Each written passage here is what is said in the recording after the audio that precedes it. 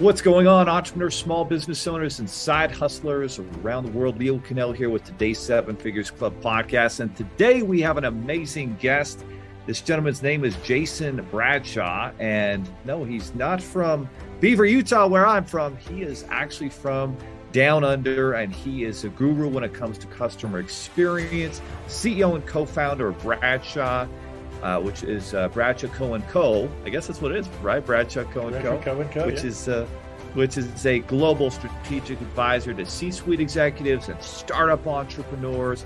He's a keynote speaker on experience management, customer and employee experience, which is just as important if you want to have a great culture and a great team, digital experience, and leading through crisis, which we may have seen a few crises the last 2 years. So we'll probably ask Jason some different points of view and perspective that he can give on that. He's led big change to some of the most recognizable brands like Target, Fairfax, and Volkswagen, just to name a few. And of course, he's focused on delivering customer-centric growth and phenomenal service, including over 200% increases in lead gen, $36 million in e-commerce sales. And obviously in our audience, we have a lot of e-commerce business owners gearing up for the fourth quarter and Black Friday and getting those inventory levels up and having a really strong end to 2022 in spite of all the uncertainties. So Jason, welcome to the show. There are over 32 million businesses in the U.S., and over 90% of them will never break seven figures in annual sales. So how do we as entrepreneurs or aspiring entrepreneurs break into that seven figures club? This podcast will relentlessly share the secrets, strategies, and tactics I've used to create 3 multi-seven figures businesses and bring in even more successful entrepreneurs than me to share their inspirational stories and tactics to success. You can create your dream business and life right now. So buckle up and let's go. Thanks, Leo. It's great to be on the show. Well, Jason, the first question I always ask is we want to find out more about your background and what led you down a path of entrepreneurship. Was it something within the way you were raised? What did you have family and friends, or was it kind of a chance experience? What led you towards entrepreneurship and independence? Well, by the time I was 21, I'd actually owned 3 successful businesses, and I started my first one at 14. And to be completely transparent, what led me to it was necessity. Well, when I say necessity, I was a 14-year-old kid, and I just wanted to have the latest and greatest shiny pieces of technology. Right.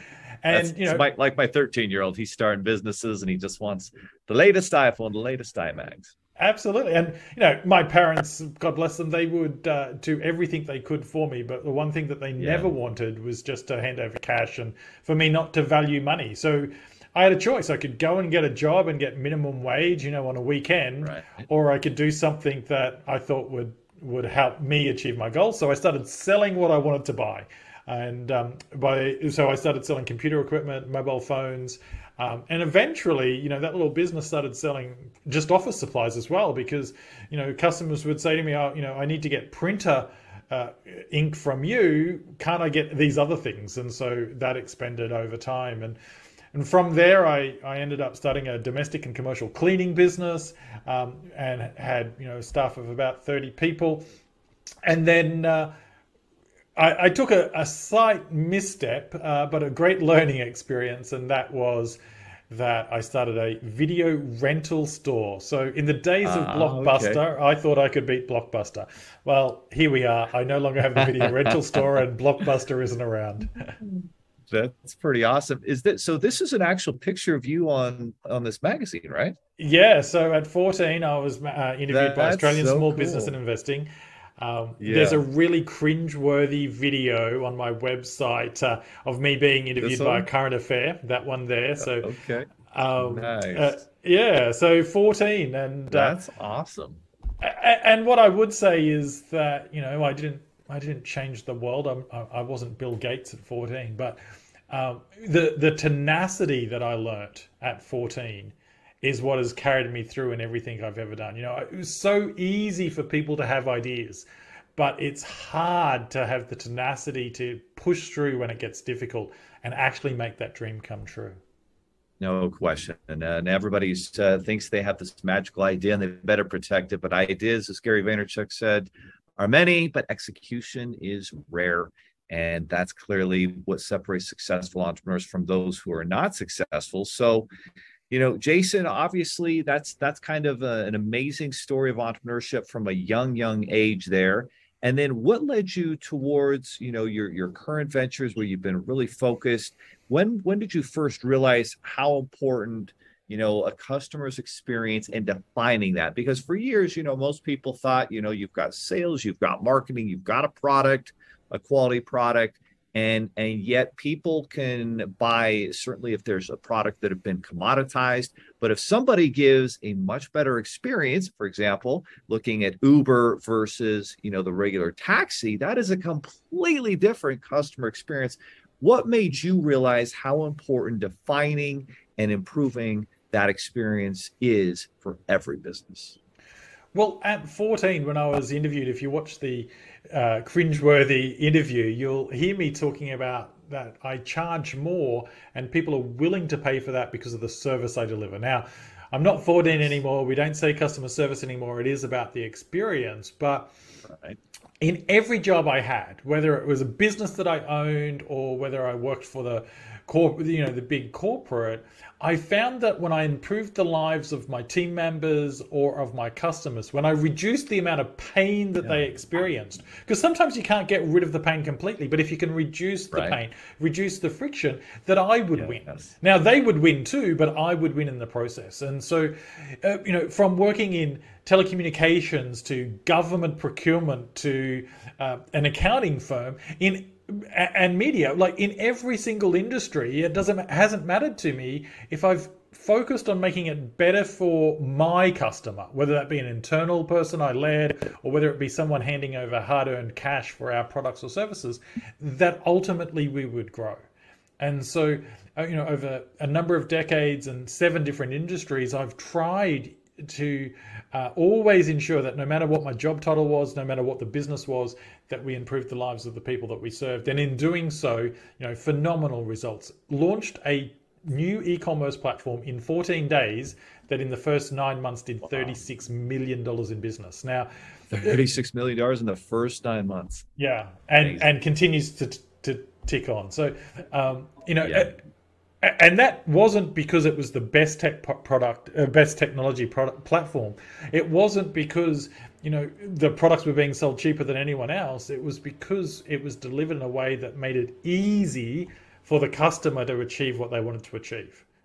The outcome. I feel like we could kind of define a couple different experiences for clients, right? We have, let's talk the first about a service-based business giving a service-based, client experience. Maybe it's an in-person, and then also address, the electronic, the digital experience of working on a platform like that. But if you're in a service-based business and you're listening to us right now and you're trying to figure out, oh my goodness, I'm trying to get into the 7 figures club. Only 5% of business owners, make $1 million a year in their business. And I'm starting to get my marketing, my sales down. I've got a decent product, but I haven't even considered what my customer experience is. And as a service-based business owner, how I can provide that. Where is a good place to start for a service-based business owner to start documenting what that customer experience should look like? Yeah, well, the first thing is to define what you mean by it. So you and I can have a conversation around what customer experience means. And if you gave a definition, it would be slightly different to mine. And it also depends on where you're at in your business stage, right? So first I would say is, how do we define customer experience? But beyond that, what do we promise to our customers? So if we promise to do X or to provide Y, how are we going to provide it? And then measure how we deliver upon it. So, the thing that holds back most businesses from being famous in the eyes of their customers is consistency. If you said that, I'm going to give you the best coverage in your cell service, in your mobile service of any network in the world, and then that actually wasn't delivered on, what would customers do? They would go somewhere else, right? So if you define the promise, you can then measure how you deliver on that, and you can get really consistent on delivering on that promise. So, and it doesn't have to be a big promise. FedEx, absolutely guaranteed for it to be there overnight. If you want it to be there overnight, FedEx it.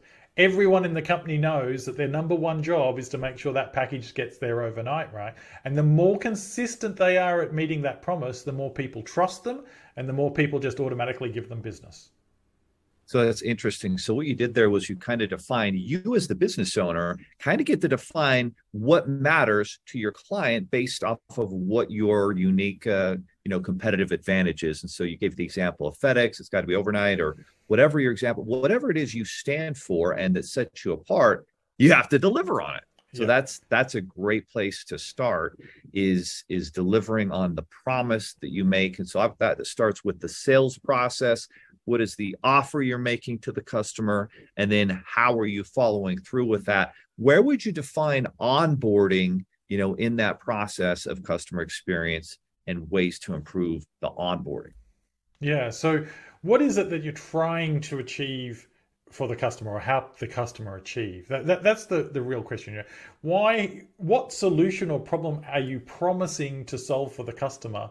And then that onboarding experience should be the fast track to getting to the solution. It not only should be the fast track for the customer to get to the solution, but it should be the fast track for the organization to truly build a relationship with the customer so that you can add value. One of the things that a lot of organizations focus on is that transaction of selling the service or selling the widget, whether it be a virtual product or a physical product. But what they don't focus on is what happens after that. So, what happens after selling a product is you have an opportunity to create a relationship. And the better you create that relationship, which you start through onboarding, the more opportunities you have to create value and to create new opportunities to sell to that customer again. No question. Could you give us an example of, maybe one of the companies you worked with, or just an example of where you feel like a really powerful onboarding, experience was presented and really led to the customer coming back, right? Because hopefully you're in a business where, your customer can come back to you because like you said, you've built that relationship. So what's an example, kind of a case study, if you will, that you can think of and share with the audience of, boy, these guys are doing it right, or even one that you did yourself, where people had that great experience and then they came back again and again because of that first experience? Yeah, so let me talk about an experience that I'd led when I was with Volkswagen Group. When you buy a car, many people think you're one and done. You're not going to buy a new car every year, or most people aren't going to buy a new car every year. So in the view of the sales agent, it's I deliver the car and I move on with life. And then many dealerships would be like, oh, hopefully they'll come back in 12 months' time. But what happens to that customer when they drive off the lot? Well, the first thing that happens is that, the first day they've hopefully got a lot of joy. They've got this new shiny toy and what have you. They've probably got 100 things going on in their minds around how you use certain features, but they weren't really listening because they just wanted to get behind the wheel and drive. So what we did at Volkswagen was post-delivery of the product, post-delivery of the vehicle, we had a series of communications with the customer that lasted 3 years.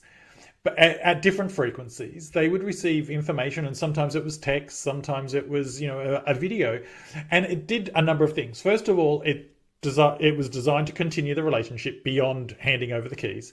Second, it was designed to make sure that the customer was gently reminded about all the different features and benefits that were probably part of the reason that they bought in the first place, but weren't experiencing or didn't remember how to use them. And we really wanted to ensure that customers could get the full value out of their car.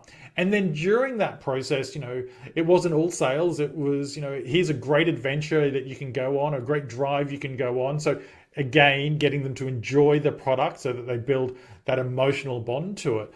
But it also gave us the permission to talk about the next logical purchase that they could make with us. So the next logical purchase would be either accessories, if it was a vehicle for off-roading, or the annual service. And how can I take away that pain of that annual service is to sell you a 3-year or a 5-year service plan. And so by creating this value exchange where we delivered value first, it gave us permission to introduce new sales opportunities and grew the sales of prepaid servicing substantially. Now, most people think that the profit comes from selling the car. The reality is the most profit comes from the accessories and the servicing. So The post-delivery, upsell guys, the yeah, upsell always has more profits in it.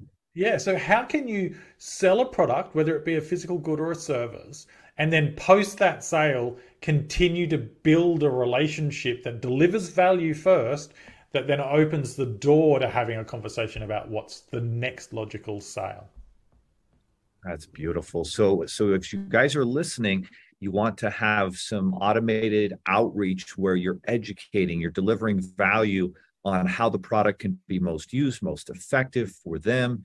And it's probably in today's world, it's never been easier, right? Back in the 80s, 90s, early 2000s, you had to send out mail to do this, right? You would have had to have automated some mail systems to go out, but now you can have automated email. You can have automated text messages and videos go out. They can go right to their phone. And that's just quick, easy value. And as a customer of that company, you're like, oh, wow, I really appreciate that. And then once you enjoy that value, then there's an opportunity where you're that much more open to take action. You're absolutely right. If you can create opportunities to have recurring revenue, right? So if you look at Volkswagen, well, you got to change your oil every 3 months, right? Every 3,000 miles. That could be 4 more experiences. There's additional accessories. And then if that relationship's built well, in a few years when you look to upgrade or get another vehicle, who are you going to think about first where that relationship is built? That's amazing. So as you're creating value through some of these experiences after the purchase, what are some, you talk about a lot on your site and books and things. You talk about 3 fundamental steps that you can use to improve the experience. What are some of those fundamental steps that business owners can take to improve that experience? Well, the very first one we've already talked about. It's defining the promise. What is it that you're going to become famous for consistently delivering? The second is measuring the gap between the promise and the reality. Now, as business owners, sometimes we drink our own Kool-Aid and think that we're delivering beyond the promise, but I'm asking you to look at the gap between the promise and the customer's reality. It's no good you thinking you're delivering, an amazing experience if your customers don't think that's the case. So, in the FedEx example, if you think that you're delivering overnight, but your customers think you're delivering every 2 days, you've got a problem. You've got a gap to close. And then the third step is to identify the biggest pain point or the biggest friction point that you're delivering to your customers through a failure of your promise or through the way that you do business, and then have an intentional focus on reducing or eliminating that pain and repeat the cycle. So you're not going to change your promise every week, every month, every year. Potentially your promise will be your promise for 5, 10, 15, 20 years. But if you continue steps 2 and 3, measure the gap, identify the biggest pain or friction point, minimize and resolve, and then continue that cycle, what you're doing is you're building a habit of continuous improvement of the experience for customers. And that's something really key. Today, I'm judging my experience with any business based on my last best experience with any business. And if I come back to you and don't see that you're improving, the gap between you and the best is getting greater, and it gives me more cause to move. The thing that really worries me at the moment with the way the economy is going and some of the challenges is that organizations are starting to fail to focus on improving the experience, to focus on closing the gap between the promise and the reality. And it's really simple. 30% of customers will leave you after 1 bad experience. 70% of customers are willing to try someone else if they believe the experience is going to be better. So whichever way you look at it, 30% leaving or 70% considering leaving you, that's a problem. And that's a problem that deserves your attention. So you should focus on getting better every single day in small and meaningful ways so you don't give a reason to your customers to look elsewhere. Exactly right. Talk to us, if you could, about a digital experience, right? Let's say maybe we look at the example of you've got this e-commerce platform, and my goodness, if you're going to have a new e-commerce platform that generates $36 million in the first 9 months, which is just incredible for a startup, what were some of the keys to having that digital user experience friendly, over delivering in value? And for everybody who, and I'm asking for myself too, because we are launching a financial app at myfigures.com to help entrepreneurs manage their money better. And I really am trying to get into this. How can I deliver a better digital user experience? And so I guess I can start at the beginning, right? Think about the promise. What's the gap in the promise and the actual experience? And then, where can we make those improvements? But what else would you go beyond there in terms of digital? Because digital is completely different, right? You don't have maybe a human being holding your hand, guiding you through the process nearly as much. And so there's, I'm sure, different things that you got to take into account there. So the easiest way to answer that question is to provide an example everyone is familiar with, and that's Amazon. Okay, perfect. What did Amazon do? Amazon reduced the amount of steps it took for you to buy something. Now, yes, they're selling physical products, but the lesson's true, right? In Amazon, you can press one click called Buy Now, and whatever that product is, it's shipped before you have regret, right? It's turned up before you've even remembered that you've ordered it. So in a digital world, the first thing I would say is simplify the process. Have as few steps as possible between making the decision to buy the product and actually buying the product. The second thing comes back to a cliche from our sales days. Shut up. Once the sale's made, shut up. Stop trying to sell, right? So don't try to sell the farm to someone you don't have a relationship with. Reduce the barrier to entry. Make it really simple and no-brainer for the customer to commit, whether it be $9 or $99 or, depending on your audience, it could be hundreds of dollars, right? But what is the lowest possible entry to your world in terms of a financial commitment? Get them to make that decision really quickly. And when I say make that decision, it's the credit card down and the buy now button completed, the purchase now button completed. And then after that process, build that relationship that lets you upsell and continue the relationship. Because the $1 million sale, yes, you can spend 6 months to get the $1 million sale and you'll feel good about it. But you know what also feels good? Getting $1 million $9.99 sales that you can then upsell. That's what I'm all about. That's my goal. Yeah. And it comes down to value. Deliver some value, make it really simple to buy, and then continue to deliver value. People spend more money with you when they like, know, and trust you. And we spend so much time in our businesses making it hard for people to start to like, know, and trust us. So make it really simple for them to start that journey. So the next progression here is we've talked a lot about the user, the customer, the client experience. Now, for those of us, who have teams, and every entrepreneur is building a team and hopefully trying to build a culture with values and principles, how do you start to become much more aware? Because again, we have this gap as the business owner thinking, oh, I've got a great culture and my team loves me. But in reality, maybe we're not quite there. And maybe our team's frustrated with us as a manager. And so how can you, give that great employee experience, and where are some places to start with that? Yeah, well, it starts with the promise. What are you going to promise to your employees? Advertise that promise in your recruitment so that you attract people that are interested and excited by that promise, and then ask them how you're delivering on it. That's always the first step. Define what it is that you're going to be. The second step is to hold yourself to account to that promise. And then the third step is clarity. In everything that you do in your business, provide clarity to your team members about why you're doing it, how it fuels success, and in the case of the employee, how it delivers on your employee promise. And so if you say that you're going to, provide the most magical, uplifting experience to your guests, to your customers every single time, but you don't tell your employees what that looks like, how to get there, then you're A, not going to deliver to your customers, and B, your employees won't know if they're successful or not, because they're doing what John next to them did, and John's done a bit of what Mary was doing because he liked that, and maybe a bit of someone else, right? So get really clear on what success looks like from a customer lens and how your employees can deliver on that, and how it fuels and delivers on the promise you made to them as employees. Outstanding. You know, I'm looking at a picture on my wall here with our values and principles, and it says, we do what we say we are going to do, which comes back to that promise you make to your customer client, the promise you make to your employee and your team.